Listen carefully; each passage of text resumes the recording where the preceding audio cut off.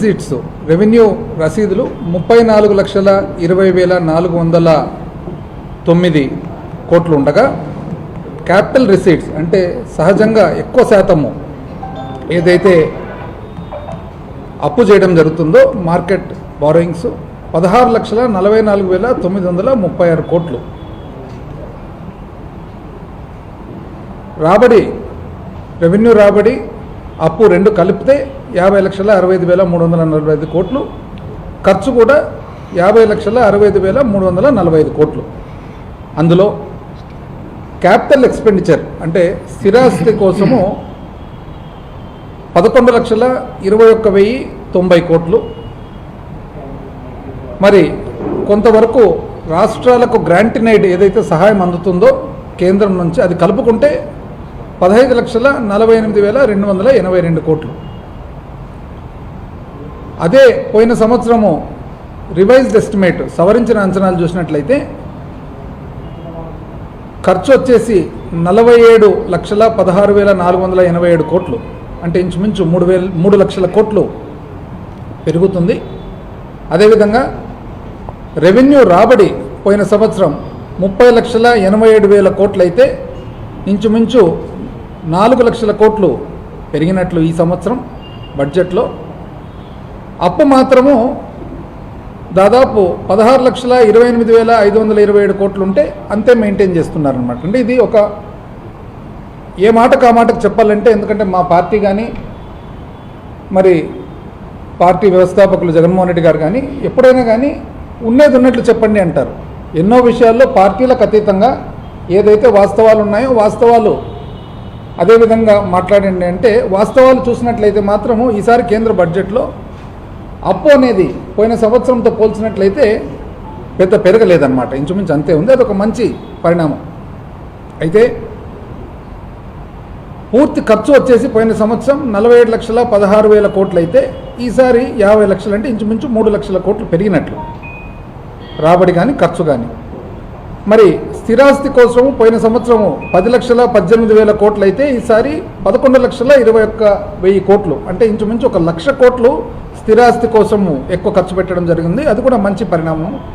అదేవిధంగా effective capital expenditure అంటే ఏదైతే రాష్ట్రాలకు సహాయం అందిస్తుందో దాంతోపాటు కలుపుకుంటే పోయిన సంవత్సరం 13,18,000 కోట్లు అయితే ఈసారి 15,48,000 కోట్లు అంటే ఇంచుమించు 3 లక్షల కోట్లు పెరిగినట్లు అది కూడా ఒక మంచి పరిణామం. అన్నిటికంటే కూడా మంచి పరిణామం ఏమంటే ద్రవ్య లోటు ఫిజికల్ డెఫిసిట్ ఏవైతే ఉందో పోయిన సంవత్సరము 15,69,527 కోట్లు అంటే ఇంచుమించు మనం సుమారు 15,69,000 కోట్లు వేసుకుంటే ఈసారి 15,68,000 కోట్లు. కాబట్టి ద్రవ్య లోటు స్థూల ఉత్పత్తికి ఒక నిష్పత్తిగా తీసుకున్నట్లయితే పోయిన సంవత్సరము 4.8 ఏదైతే ఉందో ఈసారి 4.4 మరి బడ్జెట్లో ప్రతిపాదన చేయడం జరిగింది. ఇది మంచి పరిణామం. అంటే మనం ముందు నుంచి చూసుకున్నట్లయితే కోవిడ్ సమయంలో ఏదైతే ఎక్కువైందో అప్పటి నుంచి ఇప్పటి వరకు తగ్గుతూ వచ్చిందనమాట. ఈ బడ్జెట్లో కూడా మరి ఒక్కసారి కూడా చెప్తున్నాను, జగన్మోహన్ రెడ్డి గారు చెప్పినట్లుగా ఏ మాటకు ఆ మాటకు కరెక్ట్ అంటే కరెక్ట్ అనండి, తప్పంటే తప్పనండి, ఏది కూడా రాజకీయాల కోసం ఇంకోటి మార్చాల్సిన అవసరం లేదని అన్నారు. కాబట్టి పార్టీ స్టాండ్ కూడా అదే. మరి 4 భాగాలుగా బడ్జెట్ ఈసారి ప్రతిపాదన చేయడం జరిగింది. ఒకటి వ్యవసాయము, మరొకటి వచ్చేసి ఎంఎస్ఎంఈ చిన్న మధ్యతర పరిశ్రమ, మూడవది వచ్చేసి పెట్టుబడి, 4వది వచ్చేసి ఎక్స్పోర్ట్స్. అయితే వ్యవసాయ పరంగా చూస్తే ఈ బడ్జెట్లో ప్రధానమంత్రి ధన్ ధాన్య కృషి యోజన అని ఒక కొత్త స్కీమ్ స్టార్ట్ చేయడం జరిగింది. దీనివలన దాదాపు భారతదేశంలో 100 జిల్లాలలో 1,70,00,000 వ్యవసాయదారులకు సహాయపడే ప్రోగ్రాము. అదేవిధంగా ఏదైతే మనకు క్రెడిట్ ఉందో, మనకు అప్పు చేసే బ్యాంకుల ద్వారా ఉందో ఆ తక్కువ కాలము అప్పు షార్ట్ టర్మ్ లోన్స్ ఏవైతే ఉన్నాయో దాదాపు 7,70,000 కోట్ల వ్యవసాయదారులకు ఉపయోగపడేట్టుగా ఇంచుమించు వాళ్ళకి ఇచ్చే అప్పు 5 లక్షలకు పెంచడం జరుగుతుంది. ఎంఎస్ఎంఈలకు చూసినట్లయితే క్రెడిట్ కార్డ్స్ చిన్న పరిశ్రమలు పెట్టిన వాళ్లకు దాదాపు క్రెడిట్ కార్డ్స్ ఏవైతే ఇస్తారో సేమ్ ఇంతకుముందు వ్యవసాయదారులకు చెప్పినట్లుగా చిన్న పరిశ్రమలకు 5 లక్షల నుంచి 10 లక్షల వరకు పరిమితి పెంచడం జరిగింది. అదేవిధంగా మొట్టమొదటిసారి ఎవరైతే పెడుతున్నారో పరిశ్రమ వాళ్లకు దాదాపు టర్మ్ లోన్ ఏదైతే ఉందో దీర్ఘకాల అప్పు 2 కోట్ల వరకు కూడా ఇవ్వడం జరుగుతుందన్నమాట. అదేవిధంగా గ్యారంటీ లేకుండా ఏదైతే అప్పు ఇస్తారో ఎంఎస్సీలకు 5 కోట్ల నుంచి 10 కోట్లకు పెంచడం జరుగుతుంది. స్టార్టప్ మొట్టమొదటిసారిగా పెట్టిన వాళ్ళకు 10 కోట్ల నుంచి 20 కోట్ల వరకు కూడా పెట్టడం జరిగింది. ఇది ఒక మంచి నిర్ణయం అని చెప్పి మనము అనుకోవచ్చు. అదేవిధంగా క్లాసిఫికేషన్ క్రైటీరియా అంటే ఎంఎస్ఎంఈగా క్లాసిఫై చేయాలంటే ఏవైతే ఉందో అందులో కూడా పరిమితి పెంచడం జరుగుతూ ఉందన్నమాట. అదేవిధంగా పెట్టుబడి ఏదైతే ఉందో పెట్టుబడి రకరకాలుగా ఈ బడ్జెట్లో ప్రవేశపెట్టడం జరిగింది. ప్రజల మీద మనుషుల మీద పెట్టుబడి ఏదైతే ఉందో అందులో భాగంగా భారతీయ భాషా పుస్తక్ స్కీమ్ ఏదైతే మనకు వివిధ భాషలు ఉన్నాయో భారతదేశంలో ఆ భాషలన్నిటికి కూడా వాళ్లకు ఇంగ్లీష్లో ఉండేది వాళ్ళ సొంత భాషలో అర్థం చేసుకునే దానికి అనుకూలంగా ఉండేట్టుగా వివిధ సొంత భాషల్లో రీజనల్ లాంగ్వేజెస్ ఏవైతే ఉన్నాయో దానికి ఒక స్కీమ్ పెట్టడం జరుగుతుంది. అదేవిధంగా నైపుణ్యము మరి స్కిల్లింగ్ కోసం ఏదైతే ఉందో ఇంపార్ట్ చేసేదానికి మరి 5 గొప్ప నేషనల్ సెంటర్స్ ఫారెన్ కొలాబరేషన్తో పెట్టాలని కూడా ఆలోచనకు వచ్చినట్లు తెలియపరుస్తూ ఉన్నారు. అది కూడా ఒక మంచి నిర్ణయం అని చెప్పి తెలియజేస్తూ ఉన్నాం. బ్రాడ్బ్యాండ్ కనెక్టివిటీ ప్రతి సెకండరీ స్కూల్స్ ప్రైమరీ స్కూల్స్కు బ్రాడ్బ్యాండ్ కనెక్టివిటీ ద్వారా స్టూడెంట్స్ అందరూ కూడా చక్కటి ఇంటర్నెట్ ద్వారా చదువుకోవాలని చెప్పేసి ఒక నిర్ణయం, ఇది ఒక గొప్ప నిర్ణయంగా భావిస్తున్నారు. ఆంధ్ర రాష్ట్ర ప్రజలందరికీ కూడా ఒకసారి తెలియజేస్తూ ఉన్నాం. గత 5 సంవత్సరాలు వైఎస్ఆర్సీపీ పాలనలో ఎన్నో నిర్ణయాలు తీసుకోవడం జరిగింది, మంచి మంచి నిర్ణయాలు. అది విద్య అయితేనేమి, వైద్యం అయితేనేమి, మరి ఇరిగేషను అయితేనేమి, ఇన్ఫ్రాస్ట్రక్చర్ అయితేనేమి. అయితే దురదృష్టవశాత్తు గత 5 సంవత్సరాలుగా కంటిన్యూస్గా ఒక తప్పుడు ప్రచారం చేస్తూ ప్రతి విషయంలో కూడా తప్పుడు ప్రచారం. ఈరోజు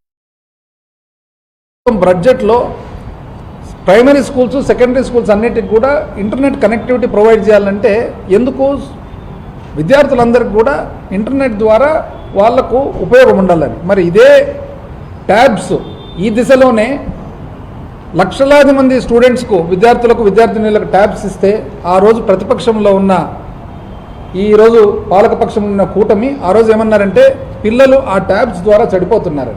మరి ఈరోజు కేంద్రం చేసేది ఇది బాగుందా?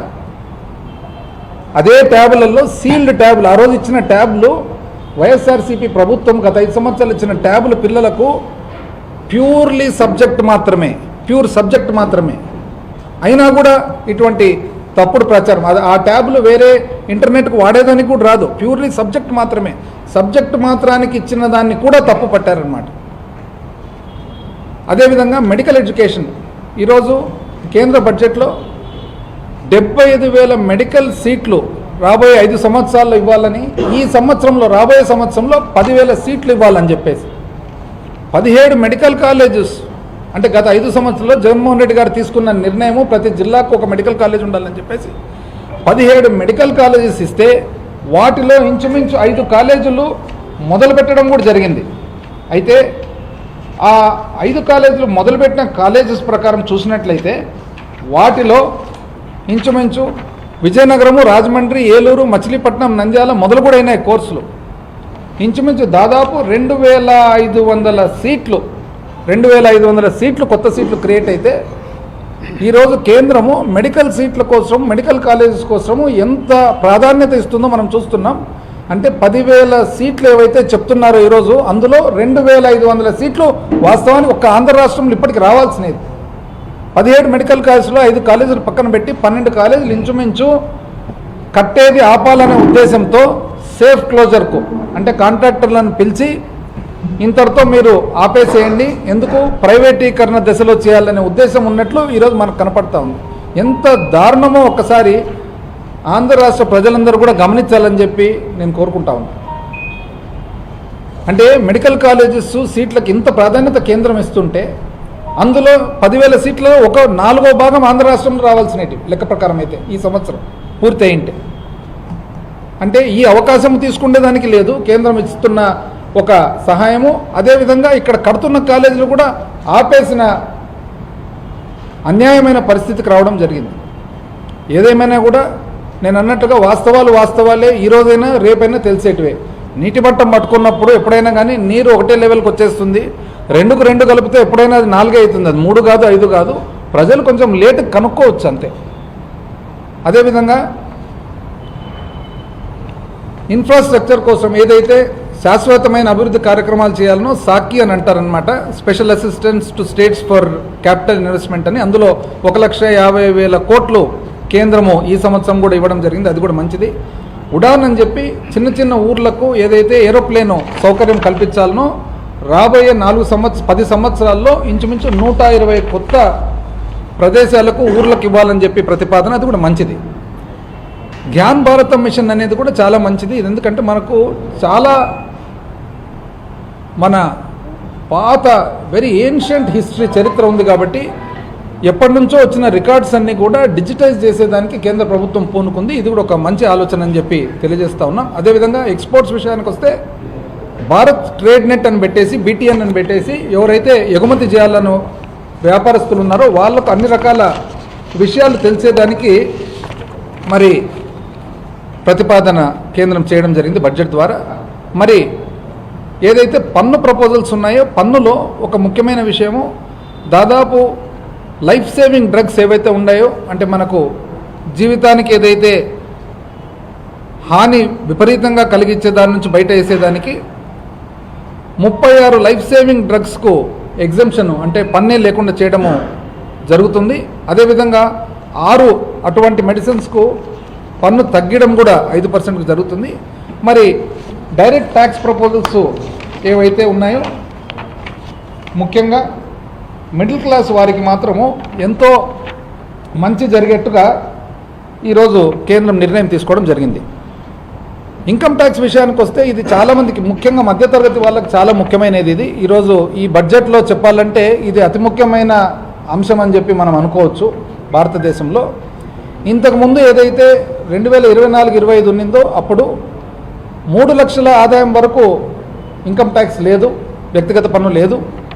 3 లక్షల నుంచి 7 లక్షల వరకు 5%, 7 లక్షల నుంచి 10 లక్షల వరకు 10%, 10 లక్షల నుంచి 12 లక్షల వరకు 15%, 12 లక్షల నుంచి 15 లక్షల వరకు 20%, 15 లక్షలు దాటితే 30% ఉండేది. అటువంటిది ఇప్పుడు మార్పు తెచ్చి 4 లక్షల వరకు ఎటువంటి ఇన్కమ్ ట్యాక్స్ లేదు, 4 లక్షల నుంచి 8 లక్షల వరకు 5%, 8 లక్షల నుంచి 12 లక్షల వరకు 10%, 12 లక్షల నుంచి 16 లక్షల వరకు 15%, 16 నుంచి 20 లక్షలు 20%, 20 నుంచి 24 లక్షలు 20%, 24 లక్షలు దాటితే 30%. అంటే ఇంతకుముందు 15 లక్షలు దాటితే హయ్యెస్ట్ స్లాబ్ 30% ఉండేది. ఇప్పుడు 15 నుంచి 24 లక్షల వరకు కూడా 30% స్లాబ్లో పడరు. అయితే 12 లక్షల వరకు అంటే 4 లక్షల వరకు పన్నే లేదు, 4 నుంచి 8 లక్షల వరకు 5% ఏదైతే ఉందో, 8 నుంచి 12 వరకు 10% ఉందో, ఆ 10% కానీ 5% కానీ రిబేట్ రూపంలో ఇచ్చి రిబేట్ ద్వారా 12 లక్షల వరకు కూడా మధ్యతరగతి వాళ్లకు ఇన్కమ్ ట్యాక్స్ అనేది విధించారని చెప్పేసి ఈరోజు ఈ బడ్జెట్లో అతి ముఖ్యమైన అంశం ఇదని చెప్పి మనం అనుకోవచ్చు అనమాట. ఇది కూడా ఖచ్చితంగా వైఎస్ఆర్సీపీ మిడిల్ క్లాస్ మధ్యతరగతి వాళ్ళ తరఫున ఇది హర్షిస్తూ ఉన్నాము. మరి మా సంతోషాన్ని కూడా వ్యక్తం చేస్తూ ఉన్నాము. అదేవిధంగా ఈ బడ్జెట్ ద్వారా మనం చూసినట్లయితే ఏదైతే క్యాపెక్స్ ఉందో, అంటే శాశ్వతమైన నిర్మాణము, శాశ్వతమైన పనులు ఉన్నాయో, పోయిన సంవత్సరము 11 లక్షల కోట్లు వాస్తవానికి కేటాయించగా యాక్చువల్గా చేసినది 10 లక్షల కోట్లే, ఇంచుమించు 1,00,000 కోట్లు మరి ఎన్నో కారణాల వలన ఖర్చు పెట్టలేదు. ఈసారి అట్లా లేకుండా ఏదైతే శాశ్వతమైన నిర్మాణం పనులు ఉంటాయో అవి ఖచ్చితంగా బడ్జెట్ కేటాయింపులంతా జరుగుతుందని చెప్పి ఆశిస్తూ ఉన్నాం. అదేవిధంగా ఇన్సూరెన్సు సెక్టర్లో ఏదైతే మామూలుగా మనకు ప్రతి ఒక్కరు కూడా భారతదేశంలో ఇప్పటికి కూడా వేరే దేశాలతో కంపేర్ చేస్తే పోలిస్తే ఇన్సూరెన్స్ అనేది ఇంకా అందరూ సబ్స్క్రైబర్స్ కాదు. కానీ ఇక మీదట ఇన్సూరెన్స్ అనేది ప్రతి ఒక్కరికి కూడా చెందాలనంటే మనకు ఫారిన్ పెట్టుబడి రావాలి. కాబట్టి 74% నుంచి 100% పర్మిట్ చేయడం జరుగుతుంది. ఇది ఇలా ఉండగా ఆంధ్ర రాష్ట్రానికి సంబంధించిన విషయాలకు వస్తే 25-26 గాను 57,566 అంటే ఇంచుమించు 57,500 కోట్లు మనకు కేంద్ర పన్నులలో మనకు వాటా రావడం జరుగుతుందని చెప్పి బడ్జెట్ జరుగుతుంది. అయితే ఇందులో మాత్రము ఒక 2-3 చాలా ఇబ్బందికరమైన విషయాలు ఉన్నాయి. ఇది ముఖ్యంగా ఆంధ్ర రాష్ట్రానికి సంబంధించినది. ఈరోజు మన ముఖ్యమంత్రి చంద్రబాబు నాయుడు గారు ట్వీట్ చేశారనమాట. I extend my heartfelt congratulations to the union government and honourable finance minister for presenting a pro people budget. అంత బాగుంది. This budget reflects the vision for Viksit Bharat. అది బాగుంది. It prioritises welfare of women and poor, youth and farmers. బాగుంది. While also identifying 6 key sectors. బాగుంది. అంతా బాగుంది. కానీ అయ్యా, మీరు మీ సపోర్ట్తో కేంద్ర ప్రభుత్వం ఉంది. ఆంధ్ర రాష్ట్రానికి ఏమొచ్చిందనేది వచ్చినది మీరు చెప్పడం లేదు, రానిది మీరు ఎక్కడ కూడా బాధ వ్యక్తం చేయడం లేదు. ఒక్కసారి మీకు 16 సీట్లు ఉన్నాయి కదా లోక్సభలో, బీహార్కు 12 సీట్లు కదా ఉండేది లోక్సభలో జేడీయూకు. బీహార్కి ఏమేమి వచ్చిందనేది ఒక్కసారి చూద్దాం. ఈరోజు చూసినట్లయితే కంప్లీట్గా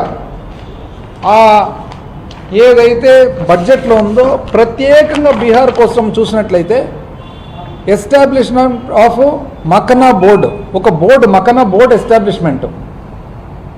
అదేవిధంగా National Institute of Food technology, ఒక నేషనల్ ఇన్స్టిట్యూట్, మొత్తం భారతదేశానికంత సంబంధించిన ప్రత్యేకమైన ఓన్లీ ఫుడ్ టెక్నాలజీ ఇన్స్టిట్యూట్ బీహార్కు. అదేవిధంగా గ్రీన్ఫీల్డ్ ఎయిర్పోర్ట్లో, అంటే కొత్త ఎయిర్పోర్ట్లు, పాత పట్నా ఎయిర్పోర్ట్ను పెద్దగా చేయడం, ఇంకొక ఎయిర్పోర్ట్ను బ్రౌన్ ఫీల్డ్ అంటే ఉన్న చిన్న ఎయిర్పోర్ట్ను మళ్ళా పెద్ద ఎయిర్పోర్ట్ చేయడం. అదేవిధంగా కోషి కెనాల్ అంటే అక్కడ ఉన్న ఏదైతే బీహార్లో మిథిలాంచల్ ప్రాంతం ఉందో మిథిలాంచల్ ప్రాంతానికి సంబంధించిన ఒక కెనాలు. అదేవిధంగా ఐఐటి పట్నాను అభివృద్ధి చేయడం. ఇంతటితో కాదండి, పోయిన సంవత్సరం కూడా మీరు సపోర్ట్ చేశారు కదా. ఇంతకుముందు జగన్మోహన్ రెడ్డి గారు చెప్పారనమాట. వాళ్ళు అప్పుడు చెప్పేవాళ్ళు, మీకు 23 సీట్లు ఉన్నాయి కదా, మీరు ఏం చేసినారంటే 23 సీట్లు ఉన్న మాట వాస్తవమే, కాకపోతే కేంద్రానికి 23 సీట్లతో ఆ రోజు అవసరం లేదు. ఇప్పుడు ఇది ఫెడరల్ స్ట్రక్చరు భారతదేశం, రాష్ట్రాలన్నీ కలిపితే దేశం అవుతుంది. రాష్ట్రాల నుంచి వచ్చిన వివిధ పొలిటికల్ పార్టీల ఎంపీలు కలిపితే కేంద్ర ప్రభుత్వం వస్తుంది. కేంద్ర ప్రభుత్వానికి ఏ రోజైతే మన ఎంపీలు అవసరం ఉంటుందో మనము వాళ్ళను రిక్వెస్ట్ చేసుకోవడం అనుకోండి, లేదా అడగడం అనుకోండి, లేదా దౌత్యం చేసుకోవడం అనుకోండి, ఒక ఫెసిలిటీ ఉంటుంది. ఆ రోజు మన నంబర్స్ అవసరం లేదు, ఈరోజు మీ నంబర్స్ అవసరం ఉన్నాయి. పోయిన సంవత్సరం చూసినట్లయితే బీహార్కు సంబంధించి పూర్వోదయ ప్రాంతం అని చెప్పేసి ఏమేమండి, అప్పుడు గయాలో, బీహార్కు సంబంధించిన గయాలో అమృత్సర్ కోల్కతా పారిశ్రామిక వాడ, అదేవిధంగా పాట్నా పూర్ణియా ఎక్స్ప్రెస్ వే, అదేవిధంగా బక్సర్ బగల్పూర్ ఎక్స్ప్రెస్ వే, అదేవిధంగా బోధ్గయ రాజ్గిర్ వైశాలి దర్భంగా, అదేవిధంగా 2 లేన్ల బ్రిడ్జు ఏది బక్సర్లో గంగా మీద 26,000 కోట్లు, 26 పోయిన సంవత్సరము గంగానది మీద బక్సర్ అనే ఒక ప్రాంతంలో బీహార్లో ఒక బ్రిడ్జు 26,000 కోట్లు ఓన్లీ ఒక బ్రిడ్జ్కు. మీరు ఈరోజు 15,000 కోట్లు అది కూడా అప్పు తెచ్చుకొని ఆ అప్పును చాలా గొప్ప, ఎంతో గొప్ప సాధన అంటున్నారు. ఇది బీహార్లో. అదేవిధంగా పవర్ ప్రాజెక్ట్స్ 2,400 మెగావాట్ల పీర్ పాయింట్ అనే ప్రాంతంలో పవర్ ప్రాజెక్టు ఎంతండి, అది 21,400 కోట్లు. మెడికల్ కాలేజీలు, ఎయిర్పోర్ట్లు, ఇన్ఫ్రాస్ట్రక్చర్. ఇది కాక బీహార్లో ఇంకా శాశ్వతమైన నిర్మాణం పనులు, పర్మనెంట్ మన క్యాపిటల్ ఎక్స్పెండిచర్ కోసము సెంటర్ నుంచి అసిస్టెన్స్. ఎక్కడండి ఇది? ఎక్కడ ఇండస్ట్రియల్ నోడెడ్ గాయా, ఎక్కడ మన పట్నా పూర్ణియా ఎక్స్ప్రెస్ వే, ఎక్కడ బక్సర్ బగల్పూర్ ఎక్స్ప్రెస్ వే, ఎక్కడ బోధ్గయ రాజ్గిర్ వైశాలి దర్భంగా స్పర్శు, ఎక్కడ గంగానది మీద 26,000 కోట్లతో బ్రిడ్జు, ఎక్కడ పవర్ ప్రాజెక్ట్ 21,400 కోట్లు, ఎక్కువ మెడికల్ కాలేజీలు, ఎయిర్పోర్ట్లు, ఇవన్నీ కాగా పోయిన సంవత్సరం, ఈ సంవత్సరం చూడండి మళ్ళా మకనా బోర్డు, అదేవిధంగా National Institute of Food Technology, అదేవిధంగా greenfield airport, brownfield airport, Patna airport, అదేవిధంగా మన మిథిలాంచల్ ప్రాంతానికి కెనాలు, ఐఐటి పట్నా. కానీ మీరు మాత్రం ఇక్కడ సంతోషం వ్యక్తం చేస్తున్నారు. మళ్ళీ అంటే ఏ విధంగా మీరు సంతోషపడుతున్నారు, మళ్ళీ ఏ కారణం వల్ల మాకైతే తెలియదు. కానీ మాకైతే ఆంధ్ర రాష్ట్రంలో ఎవరికి ఇది సంతోషంగా అయితే లేదు. ఎందుకంటే 12 సీట్లతో జేడీయూ ఇంత సాధించగలిగితే 16 సీట్లతో మీరెంత సాధించాలి అని. ఇప్పుడు భారతదేశం కరెక్టే, దేశవ్యాప్తంగా మధ్యతరగతి వాళ్ళకు మంచి జరిగింది కరెక్టే, వ్యవసాయదారులకు మంచి జరిగింది కరెక్టే, పారిశ్రామిక చిన్న మధ్యతర పారిశ్రామికవేత్తలకు మంచి జరిగింది కరెక్ట్, ఇవన్నీ భారతదేశంలో అందరికీ వర్తిస్తుంది. కానీ ఒక రాష్ట్రంగా మనకు మన సపోర్టుతో, మన రాష్ట్ర ఎంపీ సపోర్ట్తో పైన కేంద్రంలో ప్రభుత్వం ఉన్నప్పుడు మీరు కనీసం ఒక్కటి కాకుంటే ఒక్కటండి. వచ్చిన మెడికల్ కాలేజీలో వద్దంట్రీ.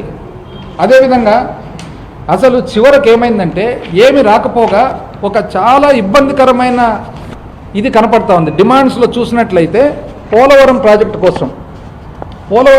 కోసము ఐటమ్ నంబర్ 38 డిమాండ్స్లో చూస్తే రివైజ్డ్ కాస్ట్ ఫర్ కంప్లీట్ అంటే పోలవరం ప్రాజెక్టు పూర్తి చేసేదానికి అని చెప్పి దాంట్లో చాలా ఇబ్బందికరమైన ఒక సెంటెన్స్ ఉంది. ఏమదంటే the proposal is for revised cost of 30,430 30,436 కోట్లకు ఎక్కడి వరకు for completion of Polavaram irrigation project with water storage up to 41.15 metres that is minimum drawdown level and అంటే కంప్లీషన్ ఆఫ్ పోలవరం అంటే దీని అర్థం ఏమి, పోలవరం ప్రాజెక్టు పూర్తి చేసేదానికోసము 41.15 మీటర్లు అంటే 135 అడుగులు 135 అడుగులకు పూర్తి చేసేదానికోసము 5,000 చిల్లర కోట్లు ఇవ్వడం జరుగుతుంది అని 5,936 కోట్లు అంటే అర్థమేమి, పోలవరం ప్రాజెక్ట్ కట్టాల్సినది 45.72 మీటర్లు అంటే 150 అడుగులు 150 అడుగులు కడితే పోలవరం ప్రాజెక్టులో ఇంచుమించు 200 టీఎంసీ నీళ్ళు వస్తాయి. 200 టీఎంసీ నీళ్ళు వస్తే ఇంచుమించు కృష్ణా జిల్లా కానీ గోదావరి జిల్లా కానీ కొన్ని లక్షల ఎకరాల నీటి పరిధిలో వచ్చేది కాక కొన్ని లక్షల ఎకరాలకు ఆల్రెడీ పారుతున్న కెనాళ్లకు స్టెబిలైజేషన్ స్థిరీకరణ జరుగుతుంది. 960 మెగావాట్ల విద్యుత్ ఉత్పత్తి జరుగుతుంది. వైజాగ్ సిటీకి నీళ్ళు వస్తాయి, 600 గ్రామాలకు నీళ్ళు వస్తాయి. అదేవిధంగా ఇన్ని ఉపయోగాలు ఉంటే ఆ ఉపయోగం ఎప్పుడు వస్తుంది, 150 అడుగుల హైట్ వస్తేనే. ఈరోజు 135 అడుగులకు కంప్లీషన్ అని దీంట్లో రాసిందే. మీరు కేంద్ర ప్రభుత్వంలో భాగస్వామ్యులు, మీ మంత్రులు ఉన్నారు, చూసుకోలేదండి. దీని అర్థం మేము ఇంతకుముందు కూడా మీరు ఇదే పొరపాటు చేసినారు. 2017-18 ఇదే పొరపాటు చేస్తే మాకు ఇంచుమించు 4 సంవత్సరాలు పట్టింది రెక్టిఫై చేసేదానికి. ఈరోజు మీరైతే గొప్పగా 12,500 కోట్లు వచ్చిందని అంటున్నారో ఆ 12,500 కోట్లు కూడా మీరు చూసినట్లయితే కంప్లీట్ మా ప్రభుత్వం మేము సాధించినది. 12,500 కోట్లు మేము ఏ విధంగా 12,500 కోట్ల గాను ప్రస్తుతానికి 41.15 అంటే 135 అడుగులు ప్రస్తుతానికి. ఎందుకు ప్రస్తుతానికి అన్నాము, డ్యామ్ అనేది 150 అడుగుల వరకు కడతాము, కానీ 135 మొదటి సంవత్సరం నీళ్లు నిలుపుతాము, మళ్ళా 2 సంవత్సరాలు నీళ్లు నిల్వ చేసే కొద్దీ వెనకాల భూసేకరణ చేసుకుంటూ పోతాం. కాబట్టి ప్రస్తుతానికి అని చెప్పి మేము తెస్తే మీరు ఈరోజు కంప్లీషన్ ఆఫ్ పోలవరం ప్రాజెక్ట్ అని రాపించుకొని వచ్చారంటే దీన్ని ఏ విధంగా చూడాలా అని. అప్పుడంతే ఆ రోజు కూడా మీరు పోలవరం ప్రాజెక్టు పూర్తి చేసేదానికి ఇంచుమించు 18,000 కోట్లు కేవలం భూసేకరణకు అవసరం ఉంటే మీరు 2014 సంవత్సరంలో ఇంత చాలు, మాకు 2013 క్వాంటిటీస్ చాలు, 2014 రేట్లు చాలు అని చెప్పి మీరు క్యాప్ చేసుకొని వచ్చినారు. ఆ చిక్కుముడి విప్పేదానికి మనకు 4 ఏళ్ళు పట్టింది. ఈరోజు మరొక్కసారి కూడా దయచేసి మీరు ఇటువంటి పొరపాటు వెంటనే రెక్టిఫై చేయాలని చెప్పి రాష్ట్ర ప్రజల తరఫున వైఎస్ఆర్సీపీ కోరుతా ఉంది. ఇది చూసినట్లయితే డిమాండ్లో ఇది చూసినట్లయితే మాత్రము దీని అర్థం వేరే వస్తుంది. మీరు చూసుకున్నారో లేదో, థ్యాంక్స్ చెప్పడంలోనే సరిపోయింది, కానీ ఆ థ్యాంక్స్ లోపల మీరు దయచేసి ఇది ఒక్కసారి చూడాలని చెప్పి ఇది కోరుకోవడం కాదు, వేడుకుంటున్నాం. ఎక్కడండి ఇది, అసలు దీన్ని ఏ విధంగా అర్థం చేసుకోవాలన్నా మాకు అసలు చాలా ఇబ్బందికరమైన పరిస్థితి తెస్తారు. ఇదే కాకుండా ఇప్పుడు ఈరోజు ఎట్లయితే బీహార్ వాళ్ళు 12 మంది ఎంపీలతో జేడీయూ ఎన్ని సాధించినారో, మరి మీరు ఎన్ని పోర్టులండి స్టార్ట్ చేయడం, మచిలీపట్నం, రామాయపట్నం 4 పోర్టులు స్టార్ట్ చేయడం జరిగింది. మీరు పోయి ఈ పోర్టులు కావాలా, పోర్టులకు మీరు సహాయం చేయండి అంటే కేంద్రం ఇవ్వదండి. ఎందుకు ఇవ్వదు? మీరు 16 మంది కదా ఉండేది ఆ రోజు, మా 23తో పని లేదు. ఈరోజు మీరు 16తో పని ఉంది కదా, మీరు లేనిది అక్కడ పైన ప్రభుత్వం లేదు కదా. అసలు ఎందుకు కానీ మీరు ఇంత లూజ్గా వదిలిపెట్టినారని. పోయిన సంవత్సరం ఈ సంవత్సరం బీహార్ చూసినట్లయితే పార్లమెంట్ అంతా కూడా ప్రతి ఒక్కరు బీహార్ పక్క చూస్తున్నారు. లెక్క ప్రకారం బీహార్ కంటే కూడా ఆంధ్రప్రదేశ్ ఇంకా ఎక్కువ రావాలి. ఎందుకంటే పునర్వ్యవస్థీకరణలో ఇబ్బంది పడిన రాష్ట్రం ఆంధ్రప్రదేశ్. ప్రతిసారి ఎందుకు మీరు ఇట్లా చేస్తున్నారో మరి మాకైతే అది అర్థం కాని పరిస్థితికి ఏర్పడింది. ఈ మధ్యలోనే చూసినట్లయితే డావోస్లో వచ్చిన తర్వాత ఒక ప్రెస్ కాన్ఫరెన్స్ పెట్టి ఆ ప్రెస్ కాన్ఫరెన్స్లో నీతి ఆయోగ్ ఇచ్చిన రిపోర్ట్ను బట్టి ముఖ్యమంత్రి గారు చెప్పడం జరిగింది. ఒక విశ్లేషకులు యంగ్ పర్సన్ అబ్రాడ్ ఉన్నాడు, యూకేలోనో అమెరికాలోనో, ఆయన వీడియో చూస్తుంటే నాకు అనిపించింది ఎక్కడో పాపము ఒక యంగ్స్టర్, ఒక యువకుడు యూకేలోనో లండన్లోనో అమెరికాలోనో ఉండి ఆయన ఇంత చక్కగా చెప్పినారు. ఆయన ఏమన్నారంటే, సార్ ముఖ్యమంత్రి గారు మీరు ముఖ్యమంత్రి స్థానంలో ఉన్నారు, మీరు ఏం మాట్లాడినా కూడా అది దేశవ్యాప్తంగా ప్రపంచవ్యాప్తంగా స్ప్రెడ్ అవుతుంది. మీరు మొన్న ప్రెస్ కాన్ఫరెన్స్లో ఏమన్నారంటే పర్ క్యాపిటా ఇన్కమ్ తలసరి ఆదాయము తగ్గింది అని అన్నారు. తగ్గలేదండి. 2018-19లో తలసరి ఆదాయం 1,54,000 కోట్లు ఉండగా 2022-23కి వచ్చేటప్పటికి తలసరి ఆదాయం 2,20,000 కోట్లు అయింది. అంటే 1,54,000 కోట్ల నుంచి 2,20,000 కోట్లు అయింది. మీరు ఏ విధంగా చెప్తున్నారండి తగ్గిందని? తగ్గలేదు, దయచేసి అట్లా చెప్పొద్దండి. ఎందుకంటే తగ్గింది అంటే మీరు రాజకీయ కారణాల వలన ఒకవేళ తగ్గింది అని చెప్తే మీకు రాజకీయంగా ఉపయోగపడుతుందేమో, కానీ ప్రపంచవ్యాప్తంగా దేశవ్యాప్తంగా పెట్టుబడిదారులు ఆంధ్రాకి ఎవరు వస్తారండి? అంటే ఒక యువకుడు, ఒక విశ్లేషకుడు, ఒక ఉద్యోగం చేసే వ్యక్తి ఇంత క్లియర్గా వాచ్ చేసి చెప్తుంటే మనం ఇంత రెస్పాన్సిబుల్ బాధ్యత గల పోస్ట్లో ఉండబట్టి ఈ విధంగా చెప్పడం, అసలు ఇంతకుముందు నీతి ఆయోగ్ రిపోర్టు దాన్ని బట్టి చూసినట్లయితే చాలా సింపుల్గా అంటే మామూలుగా ఎవరైనా కానీ లెక్కచారం ఎట్లా చేస్తారండి? 2014 నుంచి 19 వరకు 5 సంవత్సరాల లెక్కలు చూసుకోవాలా, 2019 నుంచి 24 వరకు 5 సంవత్సరాల లెక్కలు చూసుకోవాలి, అంతేనా? ఒకటే సంవత్సరం తీసుకుంటారు 2018-19 వాళ్ళకు ఉపయోగపడేది, ఒకటే సంవత్సరం తీస్తారు 2022-23, 2 సంవత్సరాలతో పోల్చి తక్కువ ఉంది ఇది ఎక్కువ ఉంది అంటారు. ఉదాహరణకు నేను చెప్తాను, ఉదాహరణకు ఎన్నో పొరపాట్లు ఉన్నాయి అటువంటివి, ఆ స్థాయికి తగదు యాక్చువల్గా. ఉదాహరణకు ఏమంటారంటే క్యాపిటల్ ఎక్స్పెండిచర్, శాశ్వతమైన అభివృద్ధి కార్యక్రమాలకు ఒక సంవత్సరంలో ఒక సోషల్ సర్వీస్ సెక్టర్లో ఒక సంవత్సరంలో తక్కువైంది అని చెప్పి చూపిస్తారనమాట. 5 సంవత్సరాలు అంటే ఒక సంవత్సరంలో మాత్రం తక్కువైందని. 5 సంవత్సరాలు చూసుకున్నట్లయితే 2014-15 నుంచి 18-19 చూస్తే 2,437 కోట్లు వాళ్ళు ఖర్చు పెట్టగా ఇదే సోషల్ సర్వీస్ సెక్టర్లోనే ఇదే క్యాపిటల్ ఎక్స్పెండిచరే. అదే 2019-20 నుంచి 23-24 చూస్తే 5,224 కోట్లు, అంటే 3,000 కోట్లు ఎక్కువ పెట్టడం జరిగింది 5 సంవత్సరాల పరిమితిలో. కానీ ఒక్క సంవత్సరానికి మాత్రం మీరు చూసుకొని ఇది తగ్గింది అని చెప్పి దాని మీద ఒక పెద్ద స్లైడ్ పెట్టడం, దీనివలన రాజకీయ మరి ఇప్పుడు నిజం చెప్పాలంటే అంత అవసరం లేదు. మీరు గెలిచినారు కదా, బ్రహ్మాండమైన మెజార్టీతో గెలిచినారు, ఇంకెందుకు మళ్ళా దుమ్మెత్తిపోయడం ప్రతిపక్షం మీద? మీరు ఎప్పుడు మళ్ళీ ప్రతిపక్షం గురించి ఆలోచన చేయాల్సినది 5-4 సంవత్సరాల తర్వాత. ఇప్పుడు నుంచి ఎందుకు ప్రతిపక్షం పట్ల ఆలోచన చేస్తున్నారు? ఇది నిజం చెప్పాలంటే ఇది వాల్మీకి చెట్టుకోమని కొట్టుకున్నట్లు. మీరు కూర్చొని తలసరి ఆదాయం తగ్గింది, ఇది తగ్గింది, అది తగ్గింది అంటే అది రాజకీయంగా ఇప్పుడు మీకు అవసరం కూడా లేదు. ఇవన్నీ మీ రాజకీయ ఉపయోగాల సంగతి దేవుడికి కానీ పెట్టుబడిదారులు కానీ ఇంకోరు కానీ వచ్చేటప్పుడు ఆంధ్ర రాష్ట్రానికి ఇబ్బంది జరుగుతుంది. కాబట్టి ఈ 2 విషయాల్లో కూడా మేము విన్నవించుకుంటున్నాం. దయచేసి ఇప్పుడు రాజకీయాలకు టైం కాదండి, ఇప్పుడు ఓన్లీ అభివృద్ధి చూడండి. 2 చిత్తశుద్ధితో పరిపాలన. 3 మీరు థ్యాంక్స్ చెప్పినారు, మేము కూడా థ్యాంక్స్ చెప్తున్నాం. మంచి పాలసీస్కు ఇప్పుడు మధ్యతరగతి వాళ్లకు 12 లక్షల వరకు ఇన్కమ్ ట్యాక్స్ లేదు, థ్యాంక్స్ చెప్తున్నాం మేము కూడా. వ్యవసాయదారులకు మంచి జరుగుతుంది, థ్యాంక్స్ చెప్తున్నాం మేము కూడా. కానీ రాష్ట్రానికి సంబంధించిన ప్రయోజనాలు కూడా దయచేసి మీరు దానికి ఉత్త చేతులతో థ్యాంక్స్ చెప్పొద్దండి, నిండు చేతులతో తెచ్చి అప్పుడు మీరు థ్యాంక్స్ చెప్పండి, మీతో పాటు మేము కూడా థ్యాంక్స్ చెప్తాం.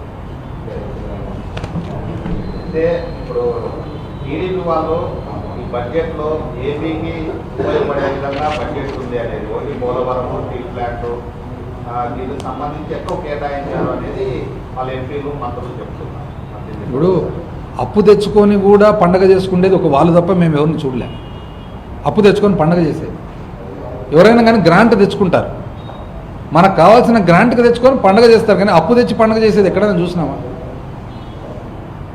మీరు పోలవరానికి నేను చెప్పినదంతా విన్నారు కదా. ఇప్పుడు అది మీరు తెచ్చుకునేది ఆ గ్రాంట్ మేము తెచ్చినది 12,500 కోట్లు మేము తెచ్చినది, మీరు కాదు. పైగా మీరు దాంట్లో డిమాండ్లో చూసినట్లయితే కంప్లీషన్ ఆఫ్ పోలవరం ప్రాజెక్ట్ అని ఉంది. అది క్లారిటీ తీసుకొని క్లారిఫికేషన్ తీసుకొని ఇంతకుముందు కూడా మీరు ఇదే పొరపాటు చేసినారు. భూసేకరణ లేకుండా ఒప్పుకొని వచ్చినారు. దాన్ని రెక్టిఫై చేసేదానికి మాకు 3-4 సంవత్సరాలు పట్టింది. దయచేసి ఆ పొరపాటు చేయొద్దండి నేను చెప్తున్నాను. స్టీల్ ప్లాంట్కి ఈరోజు స్టీల్ ప్లాంట్ కావాల్సింది పెట్టుబడి, ఆర్థిక సాయం ఒకటే కాదు, స్టీల్ ప్లాంట్ కావాల్సింది గని. మీరు ఆర్సిలార్ మిట్టాలు ప్రైవేట్ ఫ్యాక్టరీ కోసం గని కేటాయించదని చెప్పి ఏదైతే అడిగినారో, ఫస్ట్ అంతకంటే ముందర స్టీల్ ప్లాంట్ ఆంధ్రుల హక్కు, దానికి గని కేటాయించండి అని చెప్పి అడగండి. గని కేటాయిస్తే ఈ డబ్బులు ఏదైతే సహాయం కేంద్రం నుంచి వస్తుందో అది వేరే చోట నుంచి కూడా వస్తుంది. దీంట్లో మెయిన్ దాంట్లో ఉండేది గని, ఇనుపరాయి గని. ఓకే.